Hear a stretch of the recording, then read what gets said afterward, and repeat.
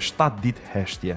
Fjala ekuilibër. Jeta nuk na bëhet më e lehtë dhe më e butë, më komfore, por sfidat në jetë rritën dhe ne shikojmë se e kemi përshpejtuar jetën dhe po ballafaqohemi me sfida nga më të ndryshme. Kështu që duhet ruajtur ekuilibrin. 7 ditë heshtje ka të bëjë po ashtu edhe me këtë, që ne ta ruajmë ekuilibrin në jetë, që të kemi një stabilitet, qoftë mental, shpirtëror apo fizik.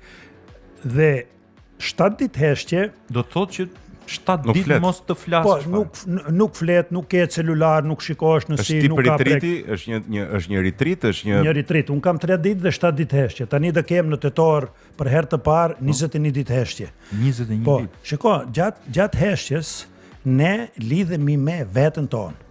Ne mësohemi të rrim me veten, ne mësohemi të bëhemi mik me veten. Mësohemi që të shërbehemi nga vetja për veten dhe nga jeta për jetën.